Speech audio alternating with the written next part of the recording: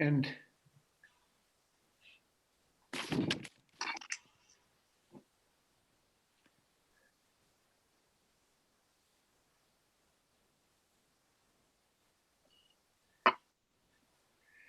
just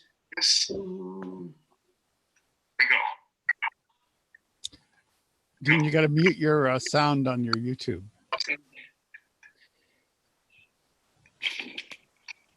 Well, it's funny because I don't have YouTube up at all.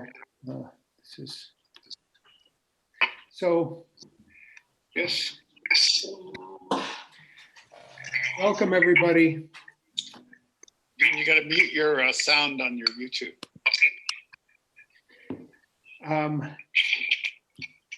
Well, it's funny because I don't have YouTube up at all.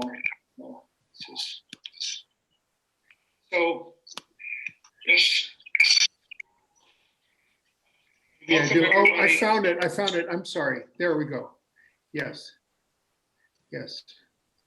Bear with us, everybody. All right.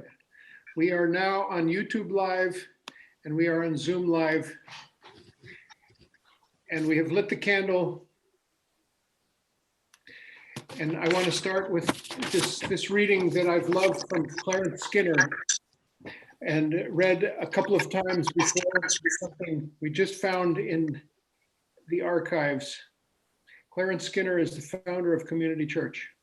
And here's what it says. Out of the world's wide ways, we come to this, our house of fellowship and aspiration. Here may the evils which beset us be banished by the power of justice. The fears that haunt us be overcome by fresh insight. The doubts that drive us be dissolved into finer faith.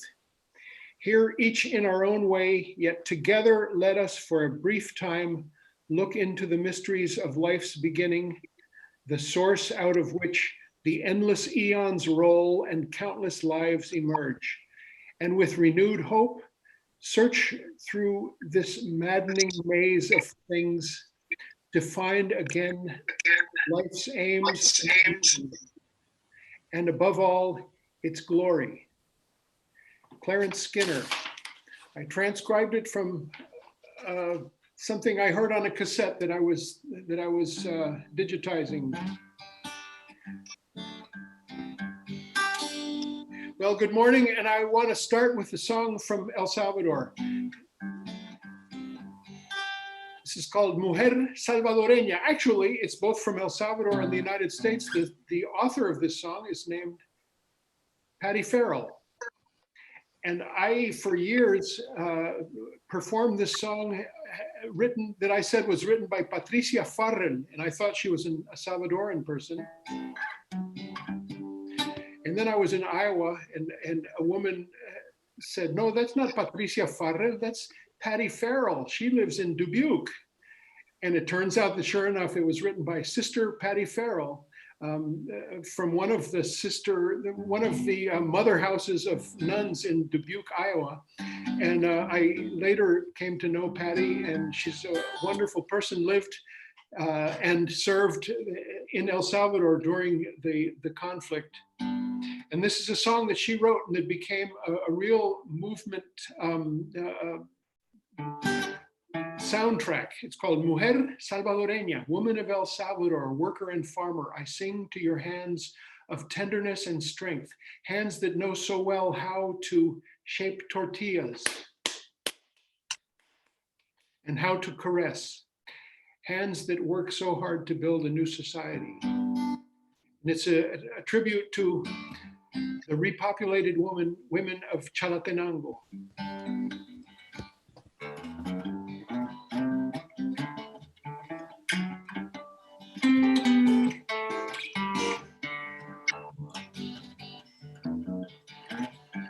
Mujer salvadoreña, trabajadora y campesina, yo le canto a tus manos de ternura y valentía. Manos que tanto saben de tortear y acariciar. manos que trabajan por una nueva sociedad.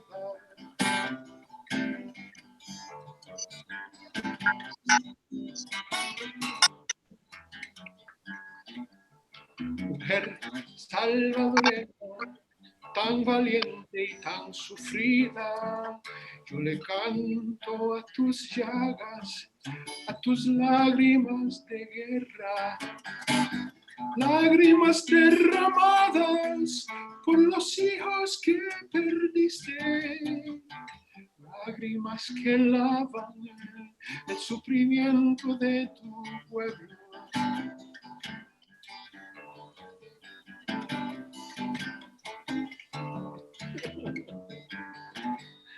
Mujer salvadoreña, tan valiente, corazón de los hogares, yo le canto a tu fuerza familiar y solidaria, fuerza de esposa y madre, de amor y valentía, fuerza de manos unidas que aumentan día a día.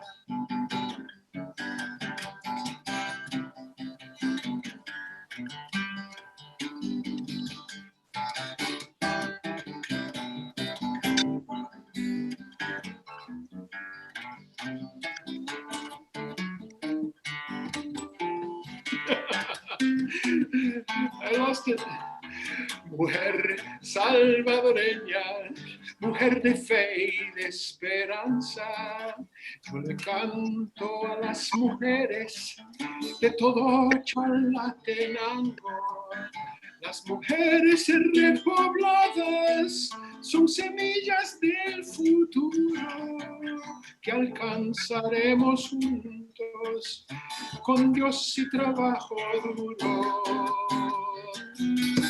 Las mujeres repobladas son semillas del futuro que alcanzaremos juntos con Dios y trabajo duro. El trabajo es duro, pero sigue.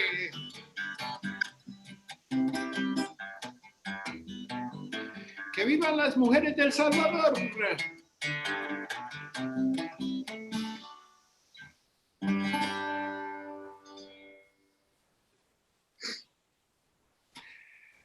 Well, pretty sloppy, but you get the idea. It's a beautiful number from Patty Farrell, dedicada a las mujeres de Chalatenango. Maybe there's some of them tuning in because I told folks in El Higueral, which is a town I visit a lot, about our YouTube this morning.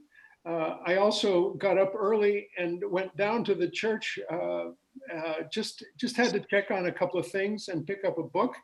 And I sang a Facebook Live number for them down there. It was a song called De Colores, which I'll sing later, about the spring and the colors of spring and the colors of the birds that come from far away. It's a beautiful spring weekend. I've been in my garden a lot, and we've been moving from this house back to our house. So it's a busy time. And I'm glad we can be together here. I want to do one more little reading before we talk about our program this morning, which is Latin American, our wonderful guest for this morning. This is the book that I'm reading from. It's called Children of the Days by Eduardo Galeano. It's got a reading for every March. And if you're not familiar with Galeano, he's someone who writes a lot in these short vignettes. And I love this man's work. He passed away maybe about 5 years ago. But I'm looking up today. And today, 17th of May, says the following. I'm going to mute my audio so you don't hear that stuff. The 21st century has been walking through time for a few years now, and the number of people without adequate housing has reached 1 billion. To solve this problem, experts are looking into the Christian example of Saint Simeon Stylites, who lived for 37 years atop a column. In the morning, Saint Simeon would come down to pray, and at night, he would tie himself down so he wouldn't tumble off in his sleep. That is this morning's reading from Eduardo Galeano. There's tons of these, and they're always pretty wonderful. Anyway, just welcome to you all. We now have how many? 23 participants on Zoom. And I'm sure we have a bunch more on YouTube. So it's a lovely gathering of folks. It sure is a poor substitute for the real thing of being able to be with people and the human touch and human greeting. We are realizing what a essential thing that is to human life, and we all miss each other and miss those interactions. And someday we'll be together. Some Motown, who wrote that song? I don't even remember. But anyway, I want to just go ahead and introduce Lee Schlenker to Community Church. Welcome, Lee. I've heard Lee twice. Once was on another Zoom that was hosted by Mass Peace Action, and another was a Cuba event at First Baptist Church in Jamaica Plain. And I was just really happy to know that Witness for Peace, an organization of long-standing of witness and accompaniment for places especially affected by U.S. Aggression and U.S. war, have been witness in the form of permanent accompaniment and witness, and also delegations of all sorts. And Lee is, I think he'll correct me on this, he's called the New England Chief Activist and Poobah for Witness for Peace. To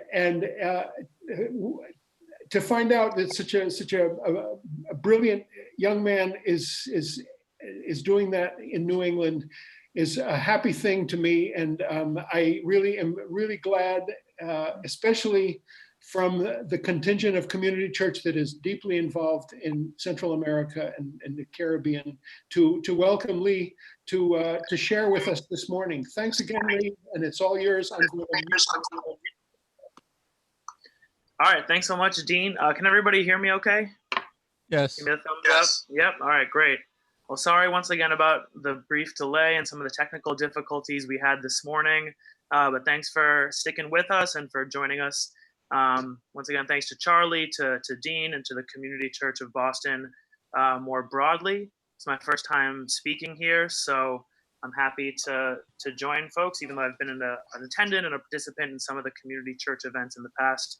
I've always been impressed to be able to build on this legacy of community activism and progressive faith-based communities here in the Boston area. So for those who don't know me, and to add a little bit on to the bio, I'm based here in Boston. I'm the regional organizer with Witness for Peace New England, which is a regional organization that's affiliated with a larger national collective, the Witness for Peace Solidarity Collective. We're a worker-run solidarity, peace, and justice organization, which has international accompaniment and witness presence, as Dean mentioned, in Cuba, Honduras, and Colombia currently, though we also do programming for Mexico and in Venezuela as well. So our primary mission is to fight for peace, justice, and sustainable economies in the Americas by undoing or exposing the US policies and corporate practices that contribute to poverty and oppression in the Americas, and mobilizing our base of people who are for faith and justice to be able to undo those policies and to spread awareness, education, and organizing around these interventions. So to briefly overview my presentation for today, I'm just going to talk about some of our work that we're doing in Cuba, as well as in Venezuela. We have a lucky opportunity to have a member of our Colombia team, M.L.K, as well, joining us today. So we'll Skype in with him for him to share a little bit about the Colombia team and what they're up to. Then luckily, because the screen sharing is not working, we'll get to talk a little bit about our Honduras program as well and some of the priorities and issues, especially with the COVID-19 crisis happening in Honduras. And then I'll take some time for some conclusions and some overviews and ways for people to tap in and take action with regard to the things that I'm talking about. So I want to just clarify that while there will be talk about action and things that people can do to tap in, I'll also give a good informational and analytical overview of these countries, what's going on right now, and what are the main demands of popular movements.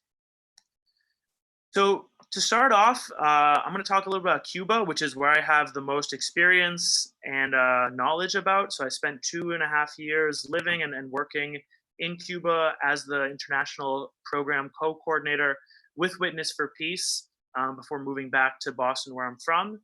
So right now in Cuba, as has been happening for the past 60 years, the U.S. blockade and a series of legal sanctions and trade sanctions against the country are really having a huge impact on people's ability to obtain basic items such as food, medicine, spare parts, medical equipment for the health system in the fight against COVID-19. So sanctions more generally, and we'll get into this when we talk about Venezuela as well, are illegal unilateral coercive measures issued by the United States against the will of the international community and the United Nations, against countries, hoping for them to change their action, their sort of domestic policy with regard to these sanctions, though they've proven to not be successful, to not actually follow through with their explicit and stated goals, which is regime change. And what they've done is just cause hunger, misery, and lack of well-being for the general population, as opposed to targeting government officials or industries, which is what they're supposedly meant to attack. So in Cuba, the main ways in which sanctions impact the country are through finance, tourism, energy sector, Cuba's medical missions abroad, and also foreign investment through the Helms-Burton Act. So in terms of finance right now, one of the major measures that the Trump administration has passed has been limiting remittances to Cuban individuals from family members abroad. So that was cut at least by half from the Obama administration. So remittances is a $3 billion industry yearly in Cuba, and it's a way in which individuals can start small businesses, cooperatives, and just have enough extra income to be able to buy food and basic necessities. So not just remittances, but also bank accounts. There's sort of a financial blockade against Cuba as well, in which people, can't send transfers from certain international banks to Cuba, and Cuban industries and the government as well has had multiple bank accounts frozen and dollars seized in the process of making international transactions. So in the financial sector, the impact of the sanctions is paramount. Tourism is also a huge sector in which the U.S. blockade and sanctions are affecting the country. We saw the Trump administration this past year getting rid of the people-to-people license, which was the most popular and widespread way in which people from the United States would travel legally to Cuba.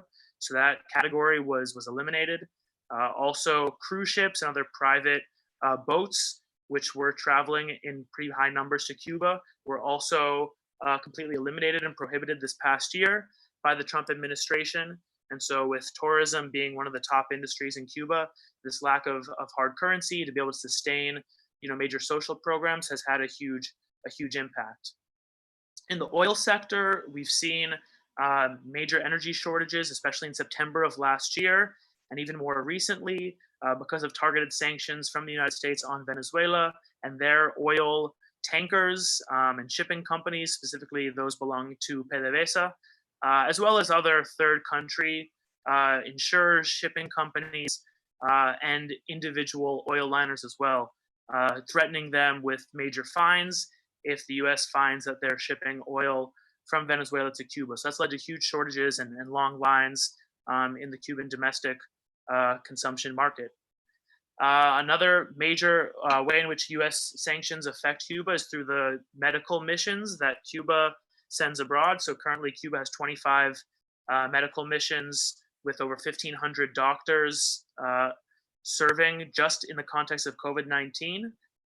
These are humanitarian, internationalist medical solidarity brigades, which go to the poorest and the most remote areas of the world per explicit invitation of foreign governments who signed contracts with the Cuban Ministry of Public Health, in which individual doctors in the Cuban public health system voluntarily sign up, receive their salary in Cuba, and receive an additional income for participating in these missions. The United States is putting pressure through its embassies throughout the world for these countries to not accept Cuban collaboration, and is also trying to lead an international slander campaign to say that these missions are modern day slavery or human trafficking, which we see having had recent impacts on Cuba this past week, actually, in which the United States added Cuba to a list of countries that supposedly do not collaborate with U.S. counterterrorism efforts. This is a slanderous, counterproductive, and hypocritical move, and is in direct response to the United States not collaborating with Cuba's actual anti-terrorist or counter-terrorist efforts after the April 30th terrorist attack against the Cuban embassy in Washington, D.C., in which a far-right Cuban American from Texas, who has links to evangelical and outright, fascist, regime change, coup supporting Cuban Americans in South Florida through the Doral Jesus Worship Center, have sort of put the pressure on these more fringe, radical, extremist elements of the sort of anti-Cuban movement in the United States to take further action, which we saw to, 32 gunshot and bullet holes in the Cuban embassy in D.C. in the Adams Morgan neighborhood. The United States hasn't collaborated to a certain extent in the investigation and hasn't openly denounced this attack on U.S. soil, and the Cuban Foreign Ministry is denouncing this terrorist attack quite openly throughout the world. And once it started doing that, then the United States retaliated by putting Cuba on this list of countries that don't collaborate with counterterrorism. So this is a huge move. It's a very dramatic and drastic move that we've seen over the past week. And, that's all coming in the context of a pretty strong COVID-19 performance from Cuba, right? Right now they have 1,800 cases, 79 deaths. That's in a country of 11 million in comparison to Massachusetts, which has, 7 million, so maybe 2/3 the population. And Massachusetts already have 85,000 deaths, or 85,000 cases and almost 6,000 deaths. So, that's a result of Cuba's primary healthcare system, its international missions abroad, its planned and centralized economy, its well-developed pharmaceutical sector, in which the vast majority of the antivirals and other medications being used to treat the disease in Cuba are of Cuban production, and generally of the Cuban people's resilience of having had to face multiple economic crises in the past and being well prepared and mobilized for this public health crisis. So what sort of work is the Witness for Peace Solidarity Collective and Witness for Peace New England more generally doing with Cuba right now? Well, our delegations program is currently on hold to respect sort of international travel prohibitions, though I will point people's attention to a report back from a delegation that was organized in December of this past year. It's happening on May 30th from organizers in Los Angeles, New Orleans, Minnesota, and otherwise. It's a report back from a delegation that was called the Black Socialist Strategies in Healthcare and Healing, which is a POC-led, youth-led delegation, solidarity delegation organized with the Martin Luther King Center, which I really highly recommend everybody tune into this webinar that's going to be happening in just under 2 weeks. I can send the link in the chat for people to have access to that. But we do plan to continue our delegation programs in the fall, given if international travel is resumed, but we're hoping it is. And I'll provide some more action items during the conclusions about the current campaigns that the July 26 Coalition, which is the local Cuba Solidarity Coalition, as well as the National Network on Cuba more broadly, which is the national, Cuba coalition of solidarity groups, is participating in. So I'll give some more information about that in the conclusions.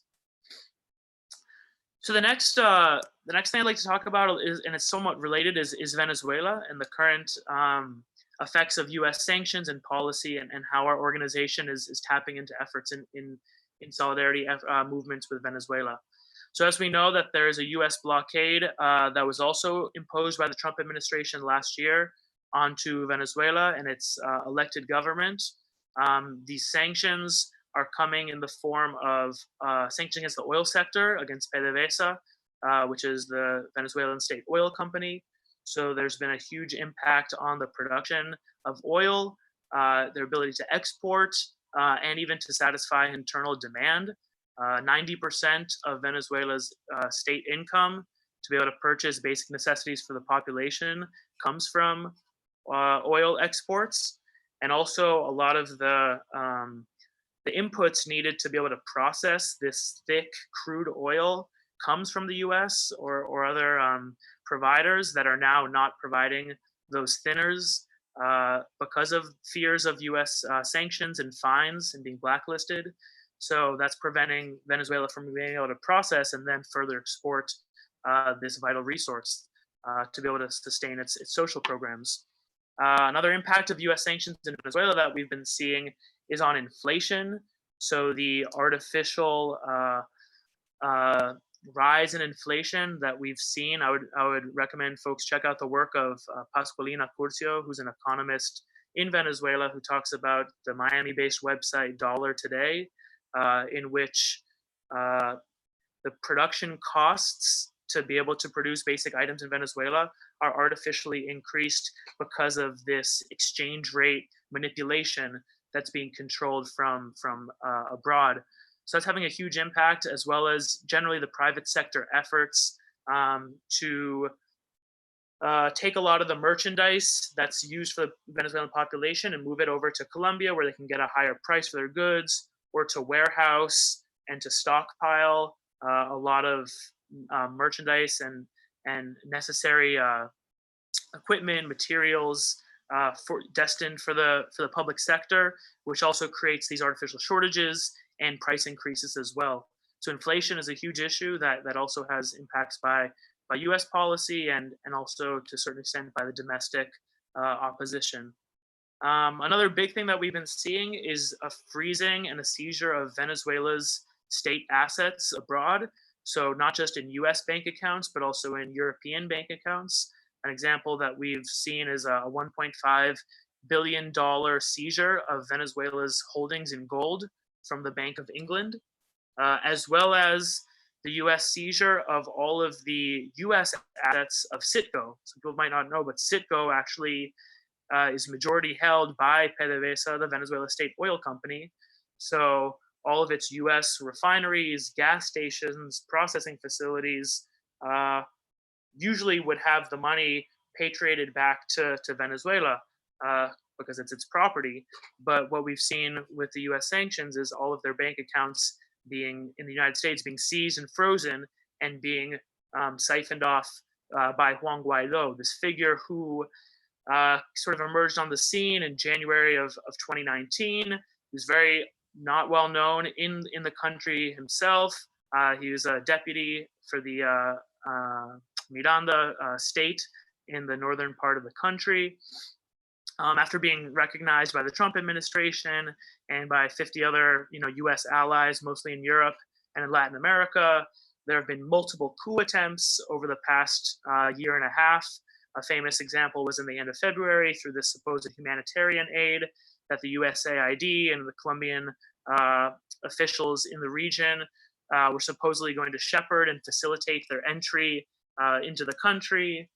People might remember of April 30th last year, which there was a rising up supposedly of a small faction of the Venezuelan military near the Carlota Air Base, which was a complete failure. And Guaido's ally, Leopoldo Lopez, who was on house arrest, was able to find refuge in the Spanish embassy.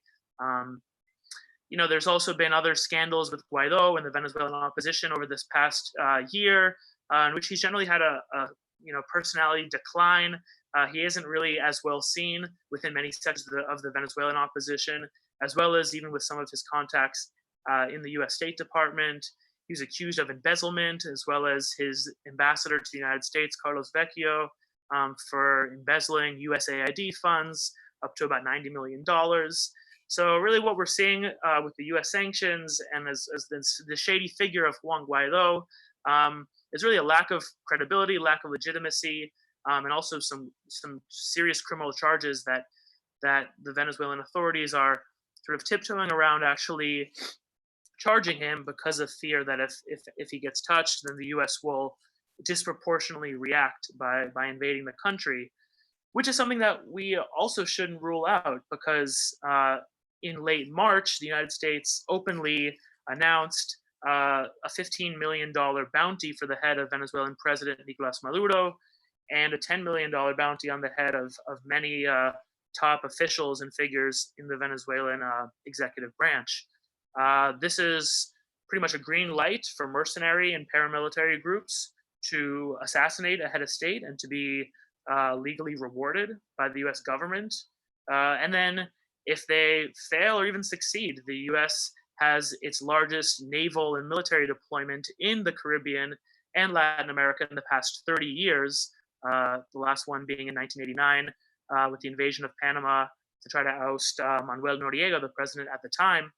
But so the U.S. has a major sort of international coalition, NATO-backed coalition of a naval deployment off the coast of Venezuela, which is extremely threatening and fearful for a lot of the Venezuelans, especially living on the coast, who in the past months, and more particularly the very beginning of May, actually have been receiving intelligence and the physical presence of mercenaries and paramilitary forces, some Colombian, some Venezuelan, and also some U.S. So people might know about this Operation Gideon, which was a Silver Corp USA private military contractor-based operation, in which there was a contract between Juan Guaido and this guy Jordan Goudreau, who's a former Green Beret, U.S. Special Ops decorated soldier in Iraq and Afghanistan, who led this, supposedly $212 million operation. He has direct links to Trump's bodyguard, Keith Schiller. There's videos that have been surfacing of him leading private security at some Trump rallies and events. The U.S. government has since denied involvement of this mercenary operation, but we are seeing more and more information come out about Goudreau meeting with Trump in the White House when Guaido was in Washington in the early March, the complicity of the DEA in their bases in Colombia, as well as of the U.S. State Department operations in Colombia, even leading back to President Ivan Duque, and of course, President Trump as well. So I think this is something that people should definitely be focused on and vigilant about, is the way in which the U.S. government, the State Department, or the DEA is sort of either bankrolling or facilitating or even turning a blind eye to some of these explicitly U.S.-based actors incursioning and intervening into Venezuelan territory. So right now we have two people from the United States that are currently in Venezuelan custody, and more are being discovered by the week. So in terms of our work in Venezuela, we actually don't have a permanent presence. We don't have a team on the ground. All of our teams in the other countries are invited per explicit invitation and request from popular movements on the ground to have, as Dean mentioned, an accompaniment and a witness presence. We don't have a Venezuela team, though there's been programming that we've been involved in the past. And a really exciting new project was a delegation that we were going to be planning at the end of May, early June. Of course, all of our international programming has had to be put on hold. That being said, we're still involved in lots of different coalition work on Venezuela, and trying to sort of rejuvenate the Boston-based Venezuela Solidarity Committee, which is now sort of reorganized to the Mass Peace Action Latin American Working Group. So I'll give some more updates on that in the conclusion. So I want to hand it over as a nice transition to Evan in our Colombia team, so we can talk about some of the priorities and plans of our Colombia program right now, and maybe how that's related to some of our Venezuela work and analysis. So if we can get Evan on the screen.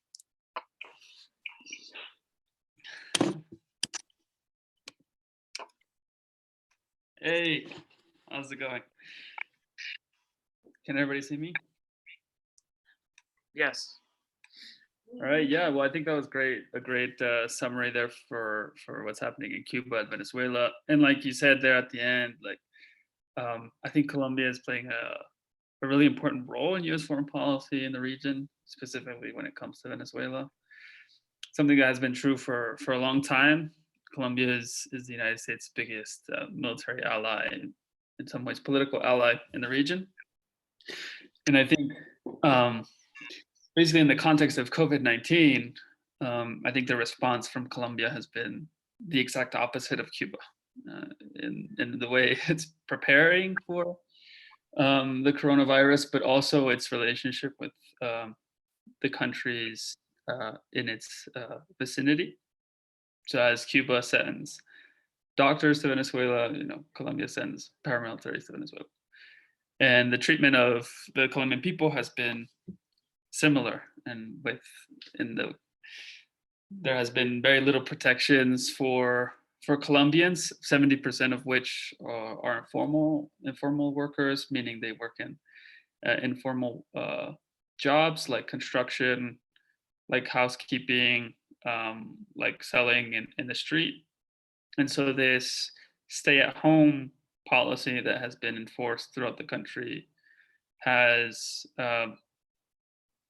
made it very hard for people to actually make a living in these circumstances. So we're seeing a rise in hunger and malnutrition, starvation in a lot of different areas of the country, especially indigenous communities who are already kind of on the brink of extinction in many cases because of the assault of the government in alliance with a number of paramilitary organizations that operate throughout the country.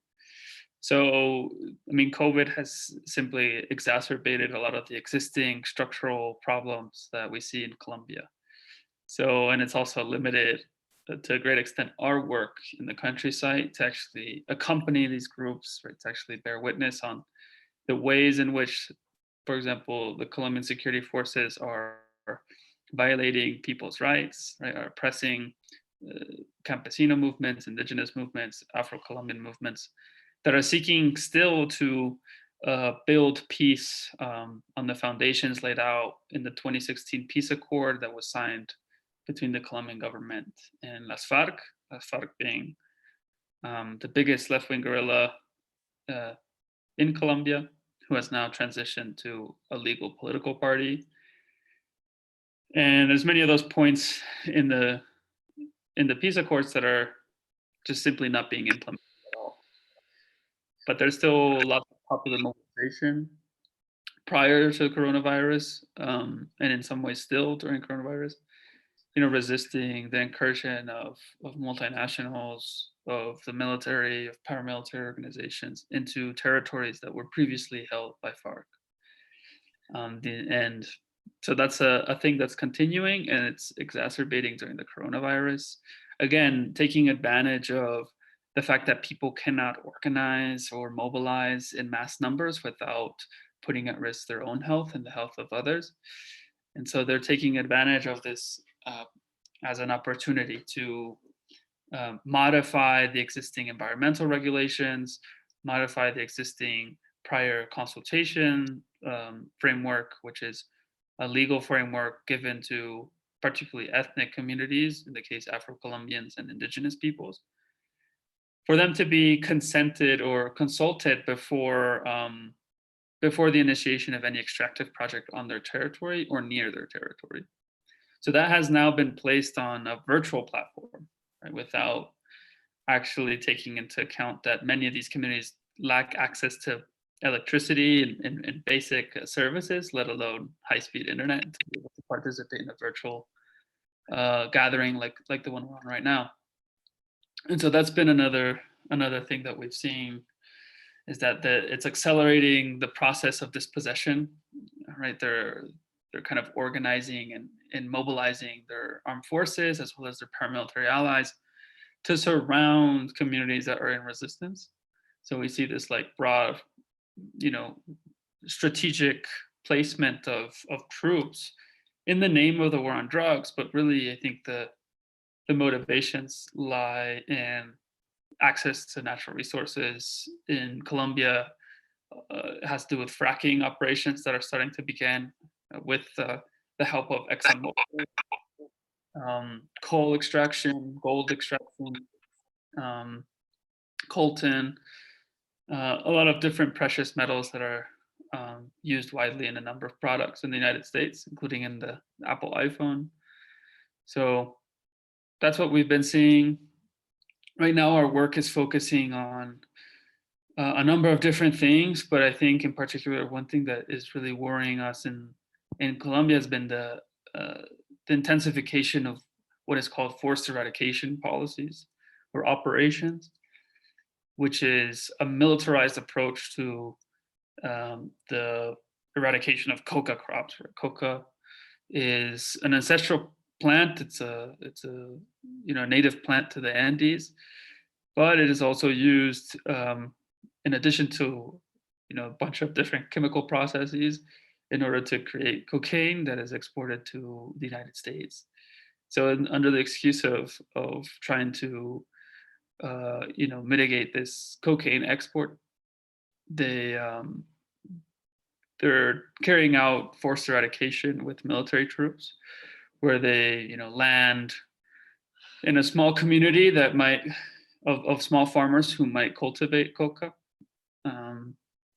usually in a very small scale in order to sustain their families, due to a lot of the free trade agreements and economic policies that have been in place in Colombia that have made it unviable for rural agricultural communities to survive without a subsidy from the coca plants. And so despite having signed collective agreements in the framework of the 2016 peace accords in order to gradually and voluntarily substitute this coca, these communities have agreed to work with the government in order to exchange their coca crops gradually for social services, for technical training in order to produce other goods, right? Like coffee or sugar cane or whatever it may be, and also to get subsidies and grants in order to kind of transform these agricultural products into value-added goods that are then exported to the domestic market, but also the international market, and can be competitive in that scenario. All of those things have not been fulfilled by the government, basically at all. And despite that, they continue to engage in forced eradication. And already there's been a number of violations and abuses with regards to that policy. In the last few weeks, there's been at least 2 extrajudicial killings by the military during one of these operations, as campesinos resisted peacefully the eradication of their only form of subsistence, particularly in the corona pandemic. It's the only way they can feed their children and they can feed themselves. And that's why they resist these eradication policies so strongly. And when they do, they're often met with harsh repression. In this case, they opened fire into the crowd, killing at least 1 campesino, injuring at least 24 campesinos. And this is happening all over the country, happening in Catatumbo and Nariño to the east, to the south, and a number of different communities that, again, it's the policies that are enacted by the Colombian government with the help of the United States that are creating the conditions in which communities are essentially forced to grow coca to survive. And then the US government and the Colombian government turn around and punish them for that, right? They turn to a militarized and policy that criminalizes and stigmatizes communities that, 20 years ago were growing perfectly legit crops. And now they're forced to grow coca in order to survive. And again, many of these communities are not engaged in like the actual process to turn them into cocaine and to export them into the United States. That's actually done mostly by the Colombian military and other people that are, powerful businessmen that have connections to the Colombian state. So it's very ironic and quite hypocritical that the people who benefit the most from the drug trade are the ones carrying out these militarized policies against campesinos and rural peasants. But that's some of the work we're doing. So yeah, there's a number of things that I think we're working on. I think McGovern's office is working on Dear Colleagues letter, not on the case of forced eradication, but on the case of surveillance, illegal surveillance that was carried out by the Colombian military, using United States funds, using United States equipment to spy on human rights defenders, politicians from the opposition, as well as journalists, including journalists from the Wall Street Journal and the New York Times, American journalists. And the human rights defenders, they spied on, many of whom are our partners who we accompany in the country and have accompanied for the past 20 some years in Colombia, who are doing work precisely on investigating state crimes during the armed conflict, state crimes that continue to occur, that the government obviously denies and is trying to rewrite history as we speak by taking over the Museum of Memory or the Center for Memory and trying to derail the peace process so that there be no justice or reparations for victims of the armed conflict. And that is precisely why they spied on these people, because they want to prevent them from finding out how exactly the corruption, the power structure works, and who exactly is benefiting from war. And the perpetuation of war, which includes a lot of weapons manufacturers in the United States, of course.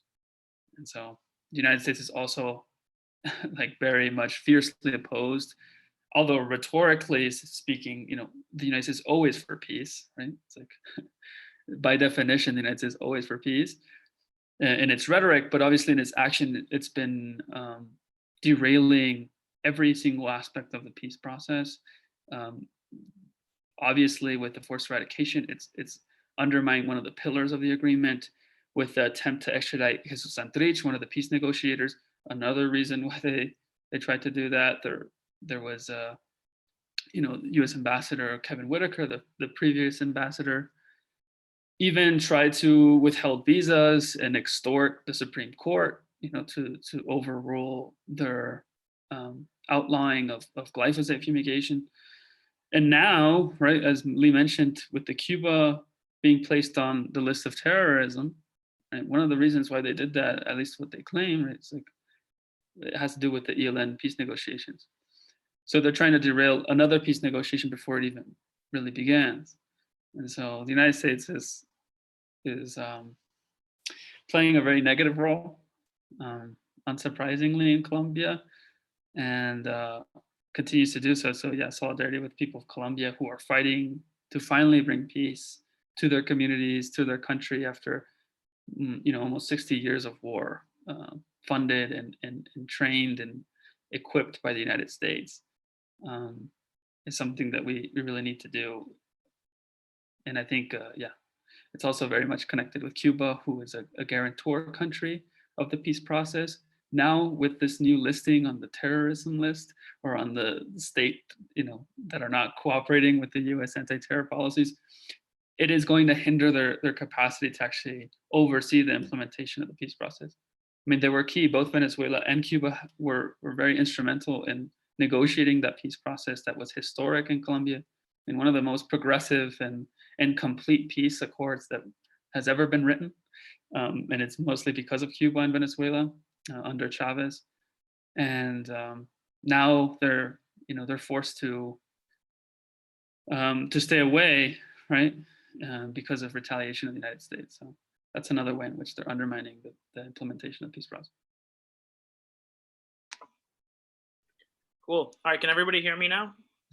Yes, thank you so much to Evan for joining us this morning from Bogota in Colombia and providing some really comprehensive analysis about the situation in Colombia and the impacts of U.S. actions, interventions, and also the connections with Cuba and Venezuela.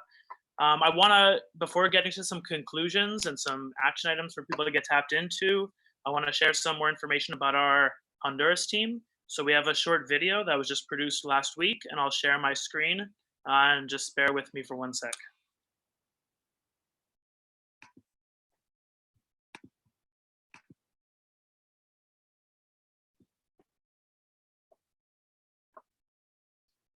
Can people see?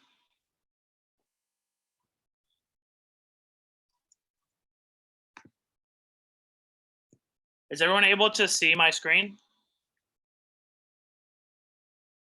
Yeah? Yes, we can. Yeah. Great. You can make it full screen though. Yep, is that good now? Yes.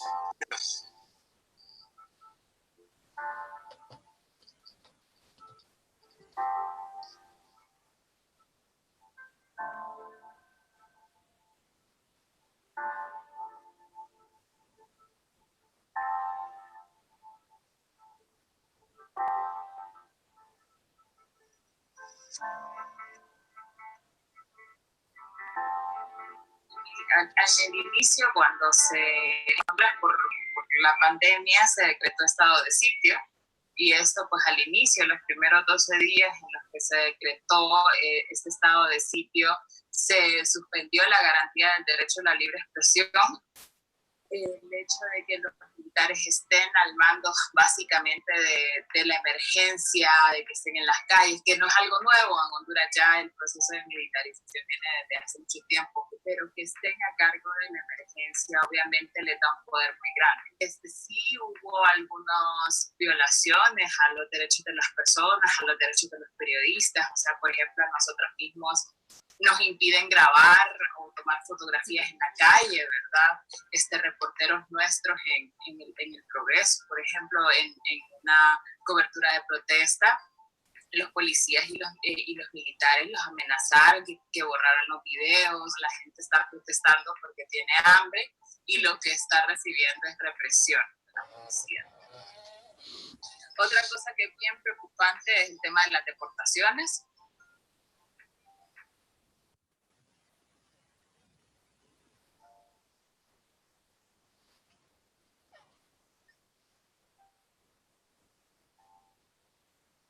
O sea, básicamente hay pruebas que en centros de detención de Estados Unidos hay personas con COVID-19, están mandándolos para acá, están mandándolos para México y México los está mandando para acá sin ningún sistema de protección, sin ningún sistema de seguridad. Las personas que están llegando aquí están en cuarentena, hay alrededor de 300 personas en cuarentena aquí en la Vía Olímpica, sin condiciones, ¿verdad? Hemos visto imágenes y hemos hablado con personas en las que no los tienen con ninguna medida de protección y bueno, la verdad es que las fronteras se han cerrado, ¿verdad? Pero no para los deportados.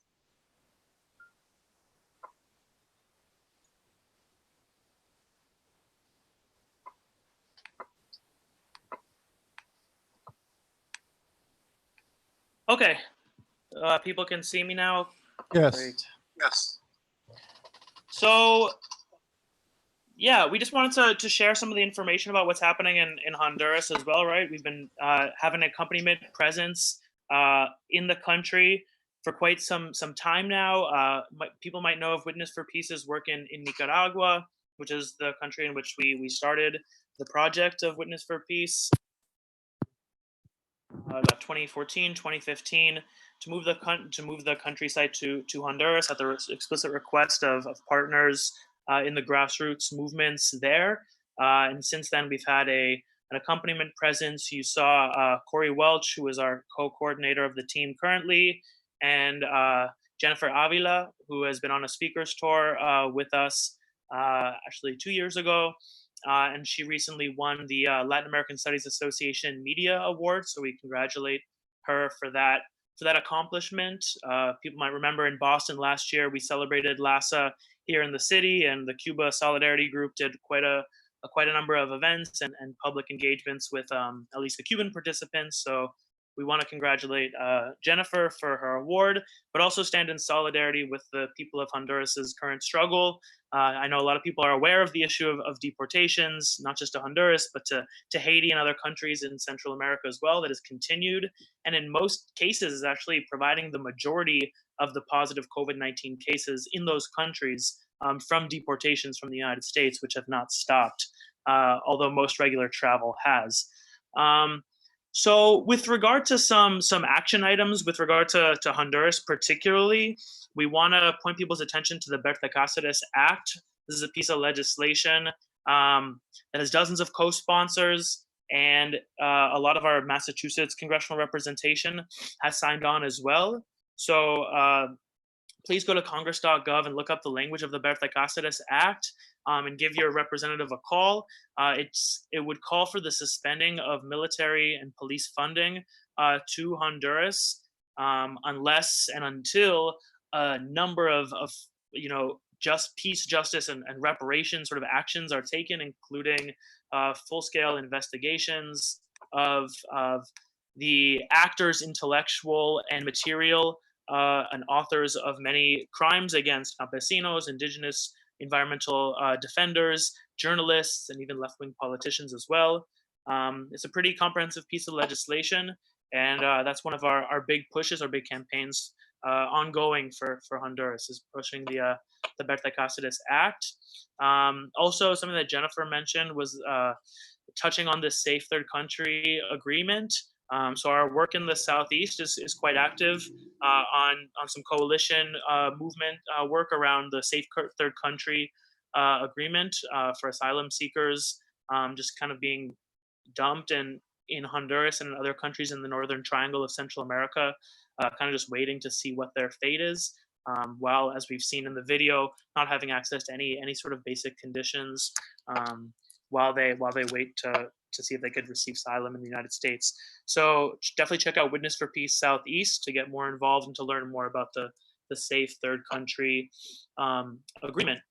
So, but some general topics, some general themes that we're seeing from all of our program sites is sort of the recolonization of the Americas in this moment. It's not something that's necessarily stopped, but it's definitely strengthening with the rise of fascism, with the rise of paramilitarism, vigilantism, of just people taking justice kind of into their own hands. We've seen this in the United States as well, with the killing of unarmed Black men and just sort of these neighborhood patrols. This is happening sort of en masse in the countries that we're working in Colombia and in Honduras particularly. So there's definitely a rise of sort of right-wing paramilitarism and mercenary actions that have complete and total impunity. Another big sort of thing that we're seeing in our country sites, especially in Cuba and Venezuela, is the return of the Monroe Doctrine. So this is the doctrine of the Americas for the Americans, right? That was launched by James Monroe in the 1820s. But our executive branch and National Security Administration, John Bolton, people like that, Mike Pompeo, are openly saying that the Monroe Doctrine is back. It is active, and it's sort of official U.S. foreign policy towards Latin America right now. So this goes hand in hand with the recolonization of the region, and just generally U.S. hegemony and militarization. We've seen the construction of new military bases. We've seen the flipping of supposedly left-wing or left-of-center administrations moving to the right and sort of going hand in hand with U.S. hegemonic policies. This happened in Ecuador. This happened through a judicial coup in Brazil. And we've clearly seen from last fall the mass uprisings that are possible in places like Chile, Colombia, Haiti, and otherwise. But this is a direct response to the U.S. hegemony and militarization and the exportation of our prison industrial complex in the United States, to U.S. allied countries in Latin America.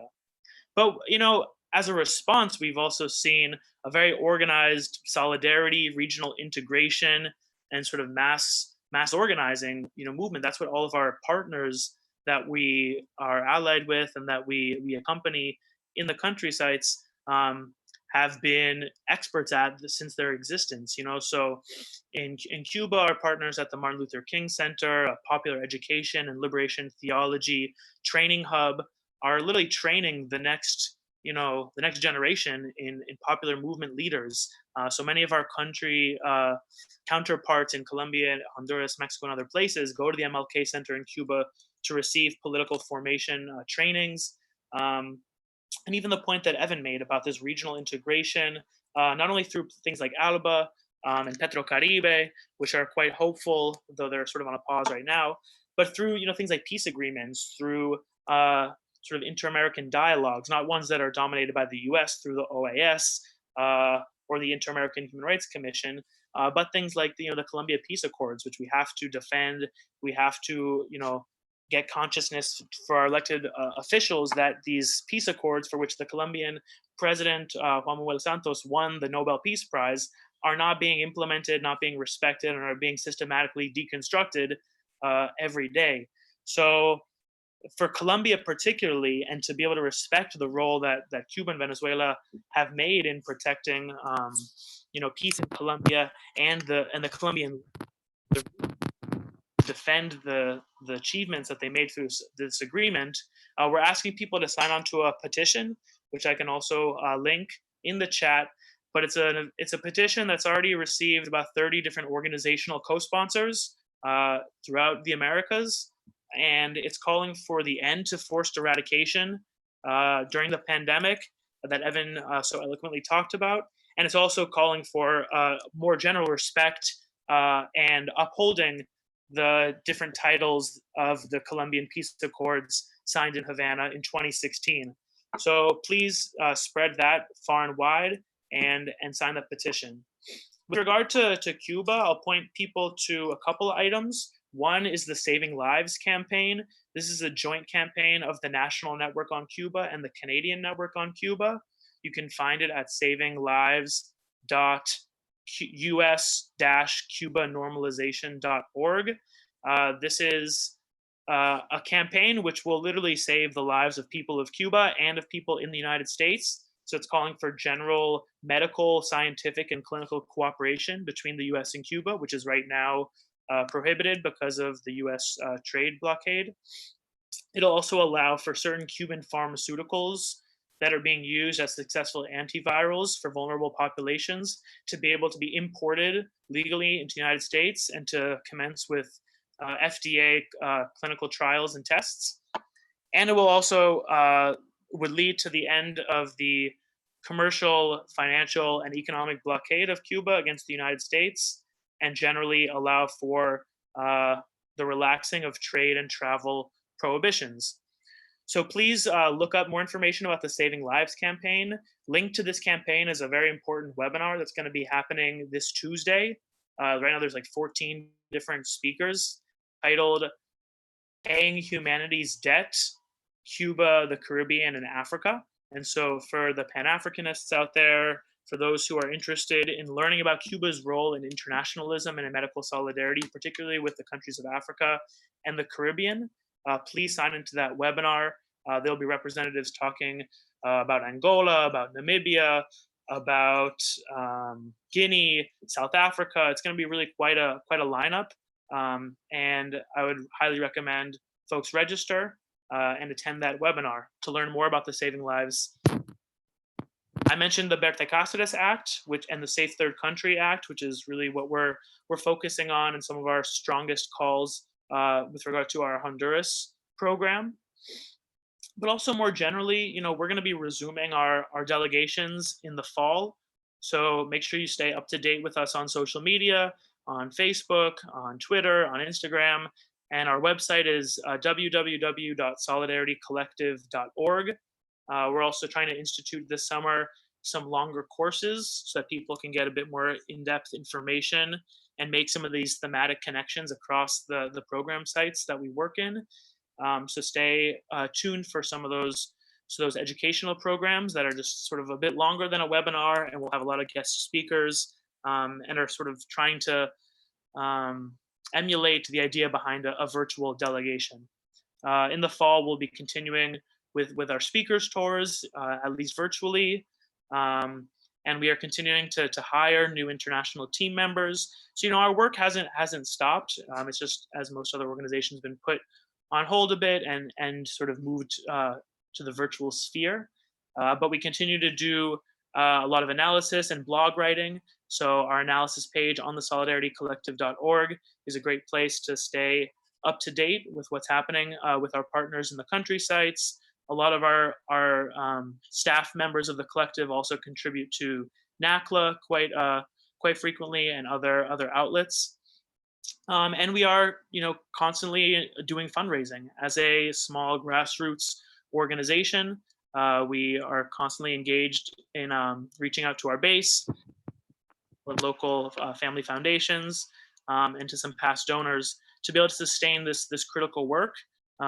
Critical for the people of the United States to understand the impacts of our governments and corporations' policies in the region, but also more importantly for our partners that we work with on the ground in Latin America and the Caribbean, for them to know that we're not going anywhere, that our presence and accompaniment and our witness is valued and is leading to the protection and safeguarding of the lives and well-being of entire communities, of families, of community activists and environmental defenders in the region. So please support our work if you can at solidaritycollective.org.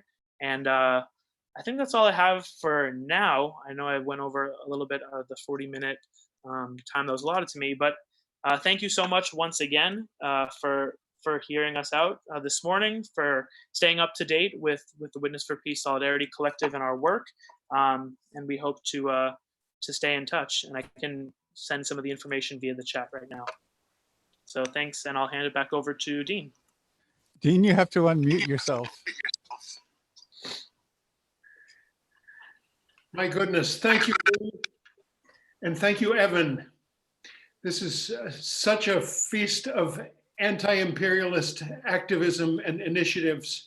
It's really refreshing to hear from both of you about all of these things that are going on. I want to take this moment to do several things.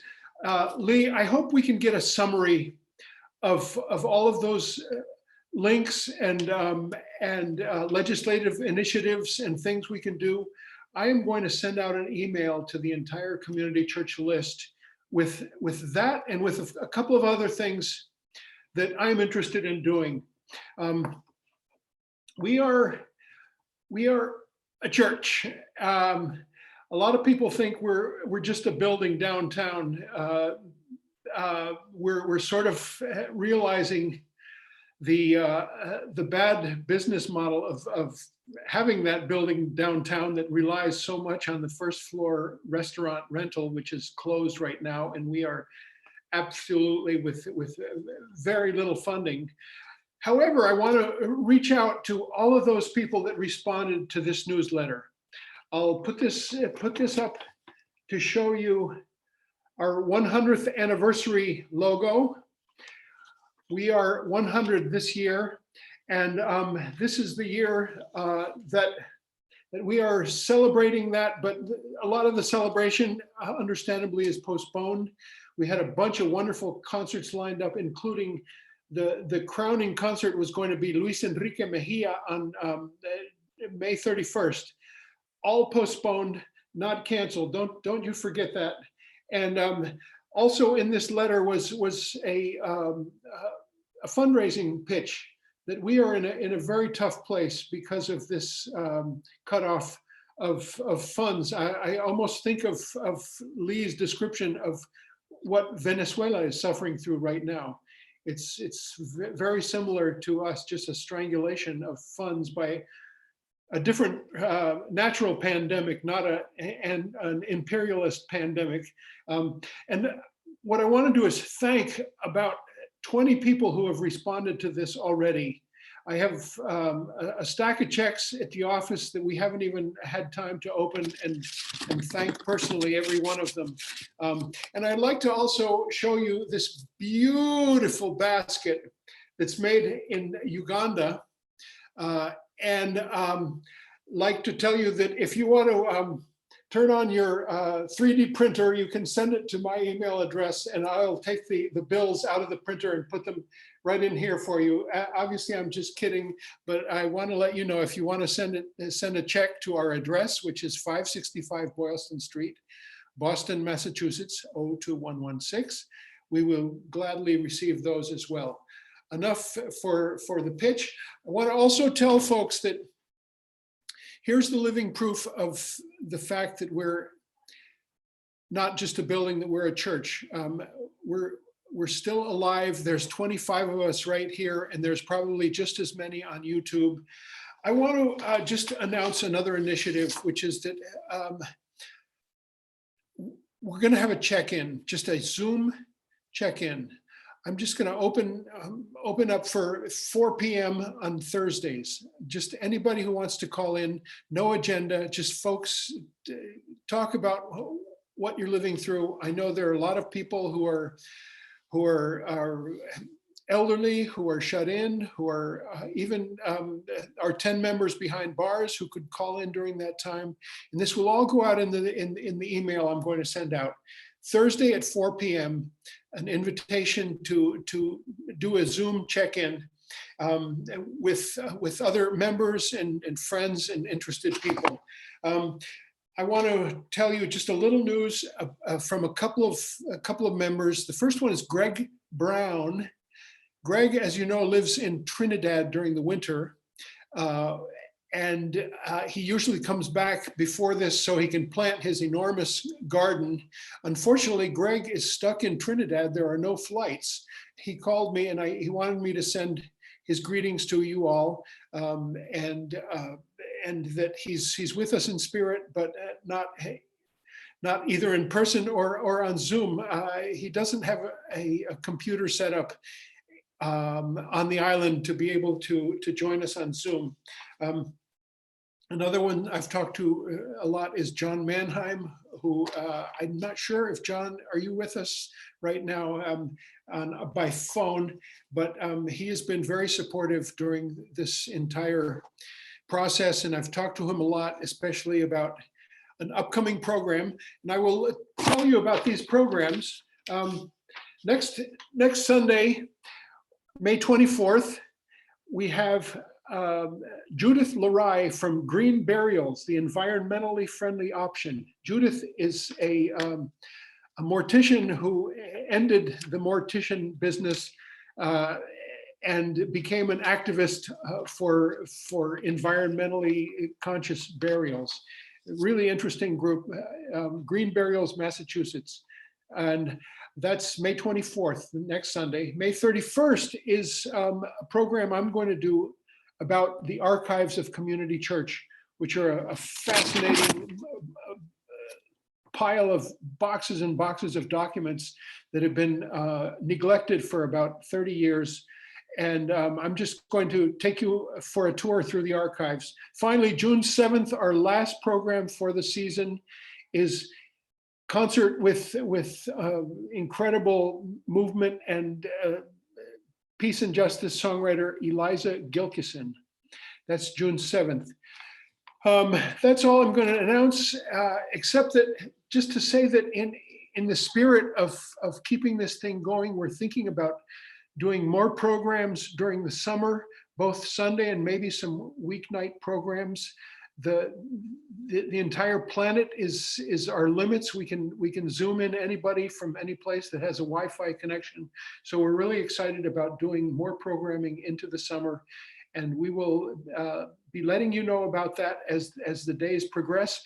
If you would like to be apprised of our upcoming events, send us an email, info@communitychurchofboston.org, and let us put you on our email list so we can announce upcoming concerts, cultural events, events like this, music, poetry, storytelling, theater, all the different things that we're able to do. So here's a song before a possible question and answer. I was just inspired to sing this song by Lee and Evan today. For the people who stand up and march for their rights, solidarity, solidarity. For the ones who shine lights through the perilous night, solidarity, solidarity. For the souls who risk everything, strong in their stance, so their children can have a fair chance. Power in unity, fighting for what can be, solidarity, solidarity. For the workers who stand up for a real living wage, solidarity, solidarity. In a time when the rich rule this new gilded age, solidarity, solidarity. Where so many have nothing, and if you have it all, what your grandparents fought for recalled. Hear the proud voices ring in your memory dreams of solidarity, solidarity. For the crowds who have gathered and filled the town square, solidarity, solidarity. With hope in their hearts and their hands in the air, solidarity, solidarity. They sing down all dictators, calling their bluffs. When you've had enough, you've had enough. Every fear will recede in this great human sea of solidarity, solidarity, solidarity, solidarity.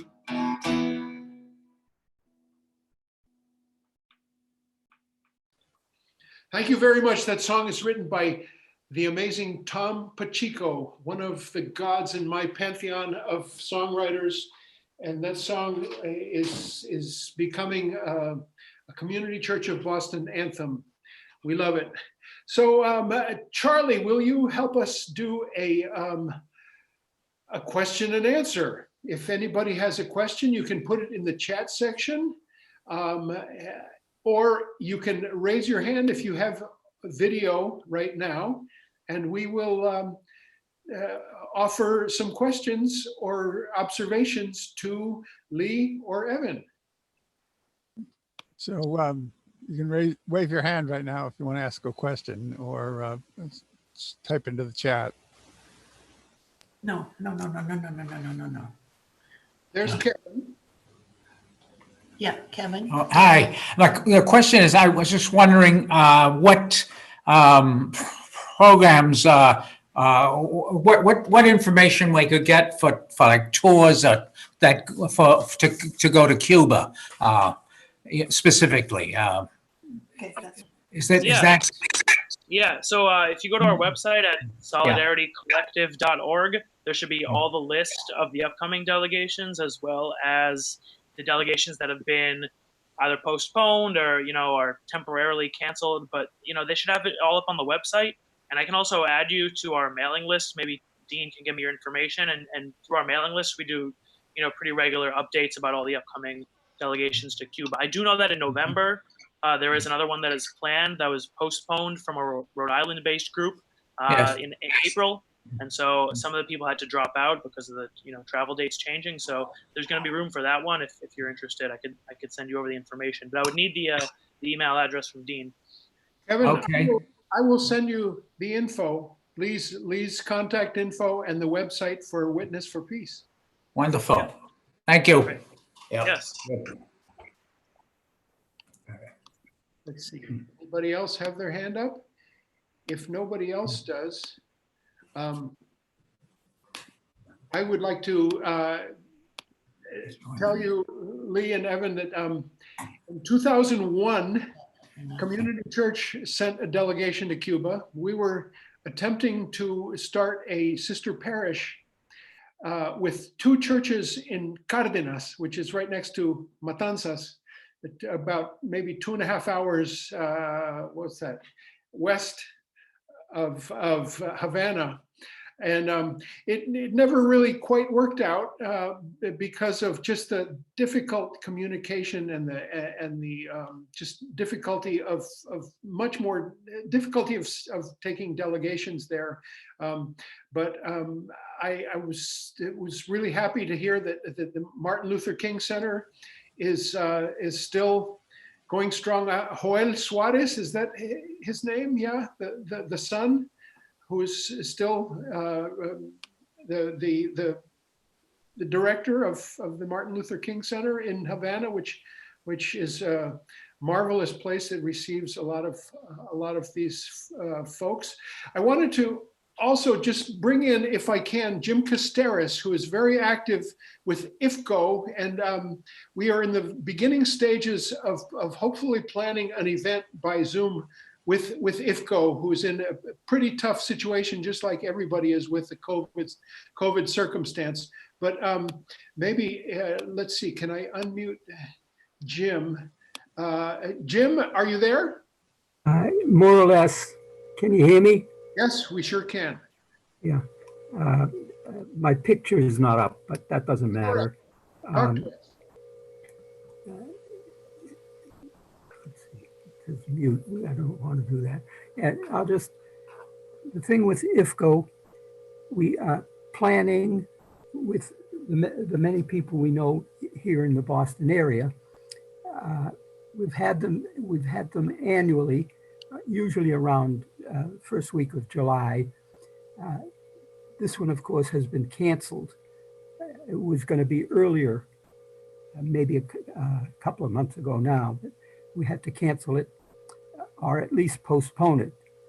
And the present plan is to have a video type thing, more or less like this.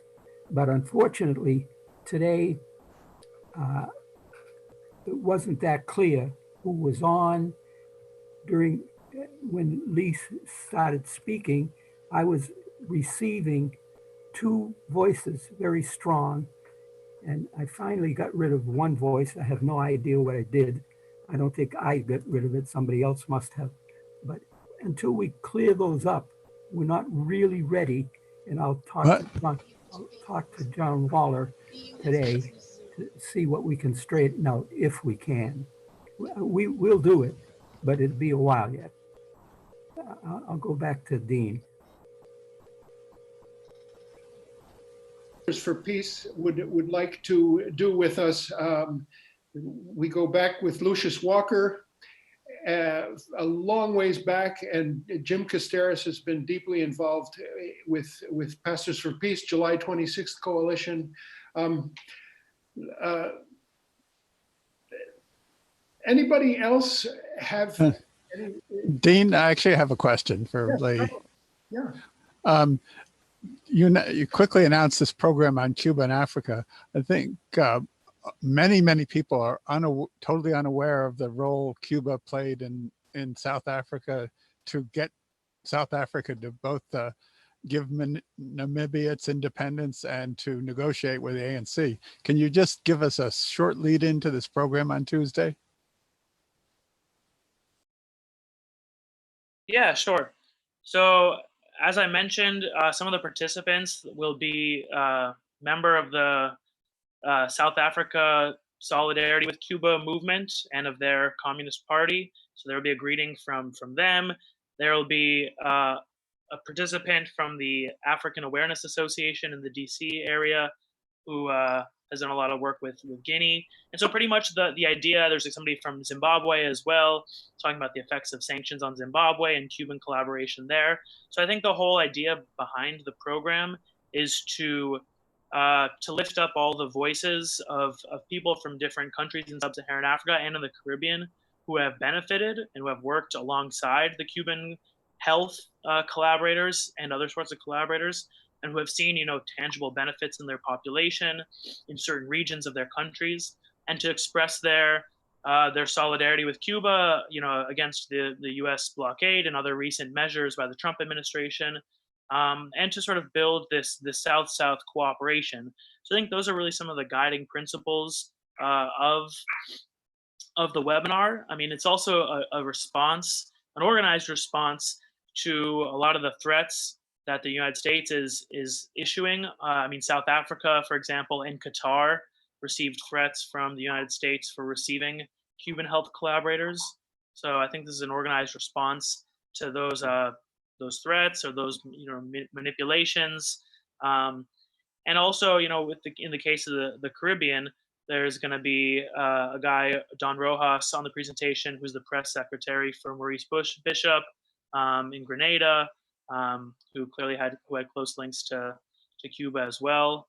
And just to generally show that, the people of the global South, be it Africa, the Caribbean, elsewhere, are much more grateful and much more allied and understanding of Cuba's international missions, of its response to COVID-19, and also just more generally its economic and political system, because as previously colonized and currently neo-colonized countries, Cuba is a beacon of light. It's a country that has been able to achieve so many things that are only comparable with the countries of the so-called global North, even though it's still in the conditions of a post-colonial, now free and independent and sovereign, but still sort of underdeveloped quote unquote nation. So I mean, Evan said it pretty bluntly, honestly, that whereas in Colombia, all that they've been able to send to Venezuela is paramilitaries, what Cuba's been able to send is an organized health brigade, which has led to Venezuela, a country of 30 million, having some of the most impressive, numbers in terms of keeping it low, keeping it contained for COVID-19, similar to Nicaragua. So I think it's this panel is generally trying to show a paradigm shift in how healthcare can be practiced, especially in low resource contexts, and also just to generally build the internationalist solidarity with Cuba movement, right? Because sometimes we just talk within the United States or talk within North America, but I think this webinar is really going to show that people are lauding and defending and sort of holding up Cuba for its example, however imperfect it may be, on a really global scale, which goes into Cuba's general approach of multilateralism, right? Like trying to defend at the UN in these international spaces that the only real way to save humanity, to put some transparency into the US's decisions, to put a halt on unipolar hegemonic world, is to defend multilateralism at a global scale, and Cuba has been a pioneer in that. So yeah, I'm excited about this webinar and hope other people will tune in, people who are interested in current affairs in Africa and in regional integration in Latin America, and generally just learning about what a non-imperialist presence in Latin America and Africa can be, but rather an internationalist and solidarity-based presence could be, which is what Cuba shows. So yeah. One more question, Lee. What do you know about this interferon pharmaceutical that supposedly Cuba has developed that shows amazing results in preliminary studies on treatment of COVID? Yeah, thanks for the question. Interferon alpha 2B human recombinant is the full name. Actually, for the Saving Lives campaign, that's one of the major demands, is to allow for the clinical trials, right? So we know what Cuba has to say. We know that they've used it in China as well, and in an official manual sort of Chinese experts and how they've dealt with the crisis. Interferon was one of 20 approved pharmaceuticals, antivirals that were used. It's an immune booster. So that's a lot of Cuba's interferons that have been developed since the 80s. And just generally, their pharmaceutical industry has been based on this idea of immunotherapy, which some institutions in the United States have latched onto, notably the Roswell Park Cancer Institute in Buffalo, which has developed a joint venture with Cuba. It's actually the first joint venture between Cuba and the U.S. They have a facility in Cuba in the Mariel Special Economic Development Zone. And while they're focusing on cancer research and working with other Cuban pharmaceuticals, mostly for their diabetic foot pharmaceutical called Herbiprot P. It's to prevent amputations from folks with diabetes who have to get amputations because of diabetic foot conditions. So even though they're mostly focused on that, there has been indication that Roswell Park will be spearheading this effort to legally import and submit for FDA clinical trials the use of interferon. I mean, it's not a cure, it's not a vaccine, but it is an antiviral that has been successful in administering to positive patients, to elderly patients, to immunosuppressed patients, to other vulnerable populations, to generally just serve as an immunotherapy sort of response, an immune booster to prevent any sort of further complications that could come from COVID, like pneumonia and other sort of respiratory illnesses that could get grave. So it's had very good results in Cuba and in China, and the Cuban medical brigades bring it with them to the other countries that they are serving in. So and many countries even that haven't received the brigades have been requesting to import interferon. I think the most recent figure I've heard, something like 45 countries have requested it. This is both traditional allies of Cuba and also quote unquote enemies or non-traditional allies, capitalist countries who just want a good pharmaceutical. So yeah, I think really the question is, we have to demand the FDA, our government, through this organized campaign, to just test it, to see what it is, to see if it would be useful. I think we're going to receive an organized and well-financed response from the pharmaceutical industry of the United States that probably doesn't want to see this, coming into the U.S. But that's the purpose of the campaign, and that's the fight that the NNOC and the Canadian Network on Cuba is sustaining. So that's all that I know. I'm not an expert, so that's pretty much all the information I can provide. Thank you. Can't be any worse than Clorox. I can say about 2 sentences more on the medical side of it. It's not per se a cure for the virus itself. It's a aids when you have what's called a cytokine storm, which is once your body finally gears up and has an immune response to the virus, it can overdo it, and that overdoing can put you in serious danger. And the interferon can keep down that overreaction, which is a serious problem for a number of the patients. It's not a universal drug, though. I also wanted to see if Barry Warner wanted to chime in. Barry is a researcher at Harvard Medical School. He joins us at least by phone, and I'm trying to see if we can't unmute him. He has to unmute himself if he wants to speak. I just did. There's Barry. Hi, Barry. Yeah. Well, I'm working on developing this website, which I hope to get up, believe it or not, today. And we're looking at lots of different treatments and things and evaluating them. And I'm not going to get everything up today. I'm going to get an introduction at least I have hundreds of things to put up. I hope to have about 10 or 15 up by midnight today, and then releasing it. I have followed the interferon thing in Cuba, but not as deeply as I didn't know about the Roswell connection. I have colleagues in Roswell Park, but I I missed that one. I will check into it. Yeah, it's glad to hear it's beautiful weather in Boston. As you may know, I'm in Chicago. It's not going to snow, but it's cold and rainy. But I'm not going outside anyway. I had to close my window. It's so cold. That's all. Imagine that.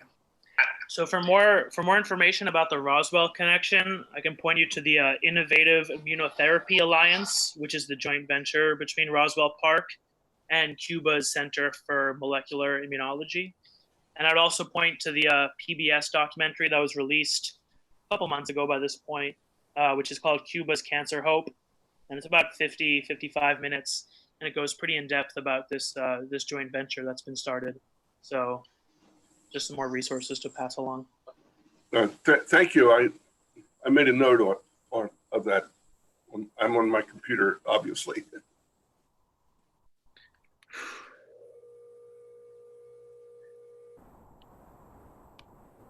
Anything else from anybody in the meeting?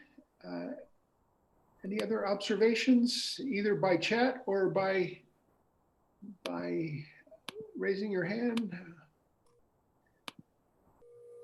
Well, we're getting to the end. It's been a 2-hour time together that has been fraught with a little bit of a slow start. I saw an email from another church I'm involved with in a El Salvador project that they had Zoom problems this morning as well as my wife Jennifer's church had to cancel their meeting or postpone their meeting to 7 p.m. tonight.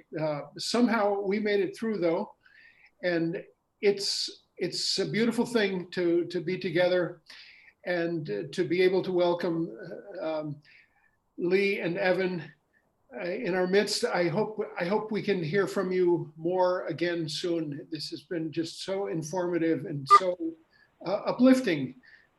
Truly a wonderful thing.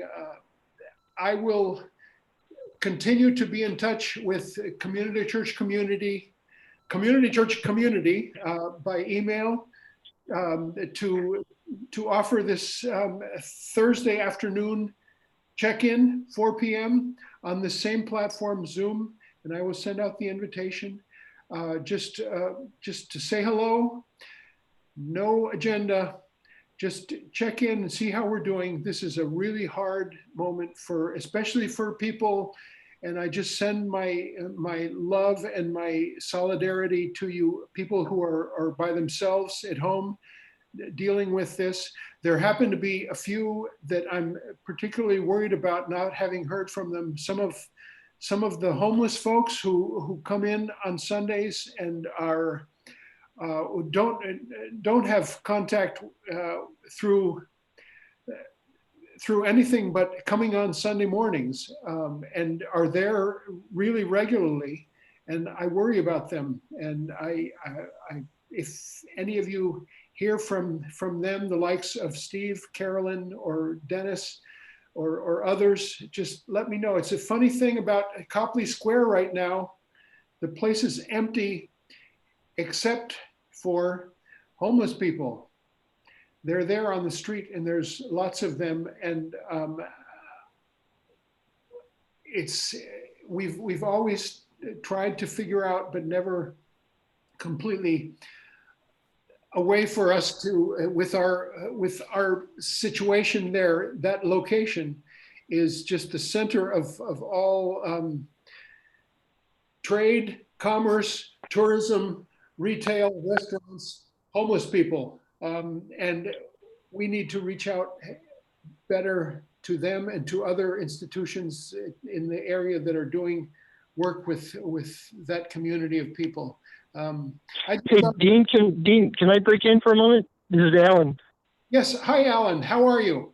Hi. I just want to very quickly say thank you to Lee and I forget the other guest's name, but I've been listening on the phone, and I just want to say hello to folks and thank you very much.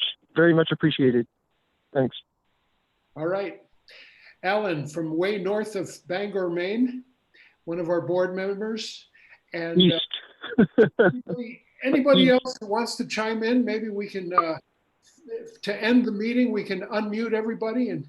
Actually, Dean, let's unmute the people on the phone first and give them a chance, and then we'll Okay. unmute One at a everybody. time or all together? Well, all together. Are you going to do it or should I do it? Yeah, I'll do it.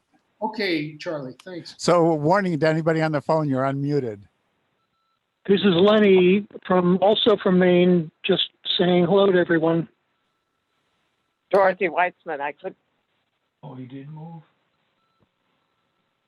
I had Zoom, but I couldn't hear on Zoom. I could only hear on the phone. I just hear you, Dorothy. Dorothy Weitzman. Good. Hi. Thank you for joining us. Hi. And I just Did heard. you hear me? Position. Did you hear me? This is Lenny. Yes, I sure could. We sure could. Yeah. Oh, okay. Any other call-in user? Dean, Jose Alaman seems to be with us now. You might want to say hello to him. Jose Aleman, say hello. We'll unmute Jose. Where are you, Jose? Maybe Jose. Yes, Jose, you are unmuted. Yes, here I am. Thank you for making this a weekly gathering in a different setting, but with the same spirit of fellowship, learning from each other, supporting one another, and making the promise that we will make it through and we will be strong. And these 100 years will give an opening to more fellowship and more learning. So stay healthy, stay strong. Thank Yes. you. Thank you, Jose. I see Victor Wallace. Victor, would you like to say hello?